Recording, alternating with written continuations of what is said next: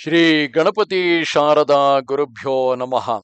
ಗುರುಬ್ರಹ್ಮ ಗುರುರ್ವಿಷ್ಣು ಗುರುದೇವೋ ಮಹೇಶ್ವರ ಗುರು ಸಾಕ್ಷಾತ್ ಪರಬ್ರಹ್ಮ ತಸ್ಮೈ ಶ್ರೀ ಗುರವೇ ನಮಃ. ಶ್ರೋತೃಗಳಿಗೆ ಸ್ವಾಮಿ ಶ್ರೀ ಬ್ರಹ್ಮಚೈತನ್ಯ ಸದ್ಗುರು ಗೋಂದಾವಲೇಕರ್ ಮಹಾರಾಜ್ ಇವರ ಪ್ರವಚನಗಳ ಕನ್ನಡ ಭಾಷಾಂತರಕ್ಕೆ ಸ್ವಾಗತ. ಇಂದಿನ ವಿಷಯ ಭಗವತ್ ಪ್ರಾಪ್ತಿಯ ತಳಮಳ ಹತ್ತಬೇಕು.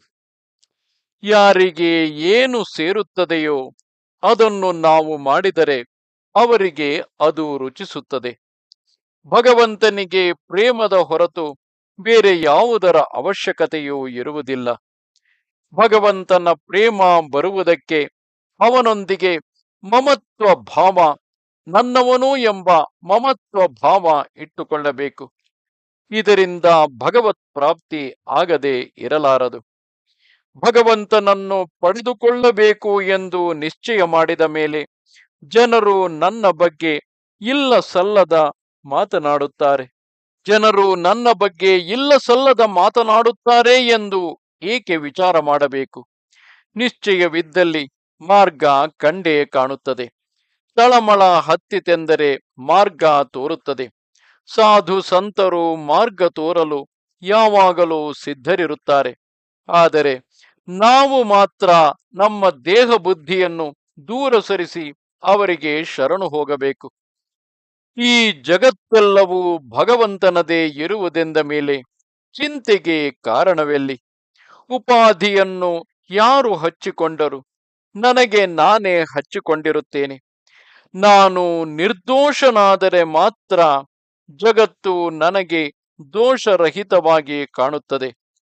ನಮ್ಮ ಎಲ್ಲ ಅವಗುಣಗಳಿಗೆ ಮುಖ್ಯ ಕಾರಣ ನಾನು ರಾಮನನ್ನು ಮರೆತನು ಎಂಬುದೇ ಆಗಿರುತ್ತದೆ. ಪರಮಾತ್ಮನ ವಿಸ್ಮರಣೆಯೇ ನಿಜವಾದ ಪಾಪವಾಗಿರುತ್ತದೆ. ಯಾರೂ ನೋಡದಿರುವಲ್ಲಿ ನಾವು ಕೆಟ್ಟ ಕರ್ಮ ಮಾಡುತ್ತೇವೆ. ಆದರೆ ಭಗವಂತನು ನಾಲ್ಕೂ ಕಡೆಗೆ ನೋಡುತ್ತಿರುತ್ತಾನೆ ಎಂಬ ಅರಿವು ಇಟ್ಟುಕೊಂಡರೆ ನಮ್ಮಿಂದ ಅಂತಹ ಪಾಪ ಆಗುವುದಿಲ್ಲ. ಯಾವುದೇ ಕರ್ಮ ಮಾಡುವಾಗ ಫಲದ ಆಶೆ ಹೊಂದಿದರೆ ಅದು ನಮಗೆ ಘಾತಕವಾಗುತ್ತದೆ. ಯಾವ ಕರ್ಮದಿಂದ ಭಗವಂತನು ಹತ್ತಿರ ಬರುತ್ತಾನೆಯೋ ಅದೇ ಉತ್ತಮ ಕರ್ಮ. ಸಂಧ್ಯಾ ವಂದನೆ ಮಾಡಿದೆವು, ಆದರೆ ವ್ಯವಹಾರವನ್ನು ಸುಳ್ಳುತನದಿಂದ ಮಾಡಿದೆವು ಅಂದರೆ ಆ ಸಂಧ್ಯೆಯ ಉಪಯೋಗವೇನು? ಮನಸ್ಸಿನಲ್ಲಿ ಯಾವುದೇ ಉದ್ದೇಶವನ್ನು ಇಟ್ಟುಕೊಳ್ಳದೆ ಪರಮೇಶ್ವರನ ಮೇಲೆ ಶ್ರದ್ಧೆಯಿಟ್ಟು ನಡೆಯಬೇಕು. ಮನಸ್ಸನ್ನು ಪರಮೇಶ್ವರನಿಗೆ ಅರ್ಪಿಸಬೇಕು. ಅದನ್ನು ಬೇರೆ ಕಡೆಗೆ ತೊಡಗಿಸಬಾರದು.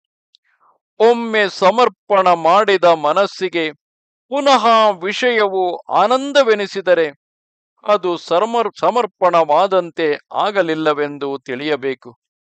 ನನ್ನ ಪ್ರಪಂಚ ಹೇಗೆ ನಡೆಯುತ್ತದೆಯೋ ಹಾಗೆಯೇ ನಡೆಯಲಿ, ಆದರೆ ನಿನ್ನ ವಿಸ್ಮರಣೆ ಆಗದಿರಲಿ ಎಂದು ಅನನ್ಯ ಭಾವದಿಂದ ಭಗವಂತನಿಗೆ ಹೇಳಬೇಕು. ಪ್ರತಿಯೊಂದು ಕೃತಿಯಲ್ಲಿ ನಾನು ಭಗವಂತನವನಿರುತ್ತೇನೆ ಎಂಬ ಅರಿವನ್ನು ಇಟ್ಟುಕೊಳ್ಳಬೇಕು. ಯಾವುದೇ ಪ್ರಸಂಗದಲ್ಲಿ ಯಾರು ಭಗವಂತನವರಾಗಿರುತ್ತಾರೋ ಅವರಿಗೆ ಯಾವುದೇ ಭಯವಿರುವುದಿಲ್ಲ. ಪಾಂಡವರ ಹತ್ತಿರ ಪ್ರತ್ಯಕ್ಷ ಭಗವಂತನು ಇದ್ದರೂ ಅವರು ಎಷ್ಟು ಸಂಕಟ ಅನುಭವಿಸಬೇಕಾಯಿತು. ಸಂಕಟಗಳನ್ನು ಕೊಟ್ಟು ಅವುಗಳಿಂದ ಪಾರು ಮಾಡುವುದಕ್ಕಿಂತ ಭಗವಂತನು ಸಂಕಟಗಳೇ ಬರದಂತೆ ಏಕೆ ಮಾಡಲಿಲ್ಲ? ಇದರ ಉತ್ತರ ಬಹಳ ಸುಲಭವಿರುತ್ತದೆ. ನಮ್ಮ ಮೇಲೆ ಬರುವ ಸಂಕಟಗಳನ್ನು ಯಾರಾದರೂ ಅವು ಬರದಂತೆ ಮಾಡಿಬಿಟ್ಟರೆ ಆ ಸಂಕಟಗಳು ಬರುತ್ತಲೇ ಇರಲಿಲ್ಲವೆಂದು ತಿಳಿಯುತ್ತೇವೆ. ನಿಜವಾಗಿ ಹೇಳಬೇಕೆಂದರೆ ಸಂಕಟಗಳು ನಮ್ಮ ಕರ್ಮ ಫಲಗಳೇ ಆಗಿರುತ್ತವೆ. ಸಂಕಟಗಳಲ್ಲಿ ಭಗವಂತನ ಅಸ್ತಿತ್ವದ ಅರಿವು ಇದ್ದರೆ ಅವು ನಮಗೆ ಸಮಾಧಾನವನ್ನೇ ಕೊಡುತ್ತವೆ. ಯಾರಿಗೆ ಎಲ್ಲವೂ ಅನುಕೂಲವಿರುತ್ತದೆಯೋ ಅವರಿಗೂ ಸಮಾಧಾನ ಇರುವುದಿಲ್ಲ. ಅಂದ ಮೇಲೆ ಯಾರಿಗೆ ಹೆಚ್ಚಿಗೆ ಅನುಕೂಲವಿಲ್ಲವೋ ಅವರು ಕೂಡ ಅಸಮಾಧಾನ ಹೊಂದಬೇಕಾದ ಕಾರಣವಿಲ್ಲ. ಏಕೆಂದರೆ ಸಮಾಧಾನವು ಅನುಕೂಲತೆಯಲ್ಲಿ ಇರುವುದೇ ಇಲ್ಲ. ಅಸಮಾಧಾನ ಎಂಬ ರೋಗವು ಎಲ್ಲರಿಗೂ ಒಂದೇ ಇರುತ್ತದೆ ಮತ್ತು ಭಗವಂತನ ಸ್ಮರಣೆ ಎಂಬ ಔಷಧವೂ ಕೂಡ ಎಲ್ಲರಿಗೂ ಒಂದೇ ಆಗಿರುತ್ತದೆ. ಯಾರ ಸಮಾಧಾನವು ಭಗವಂತನನ್ನು ಅವಲಂಬಿಸಿರುತ್ತದೆಯೋ ಯಾರ ಸಮಾಧಾನವು ಭಗವಂತನನ್ನು ಅವಲಂಬಿಸಿರುತ್ತದೆಯೋ ಅವರ ಸಮಾಧಾನವು ಯಾವುದೇ ಪರಿಸ್ಥಿತಿಯಲ್ಲಿ ಉಳಿಯುತ್ತದೆ.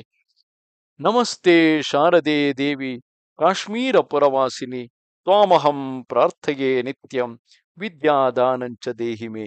ನಮಸ್ಕಾರ.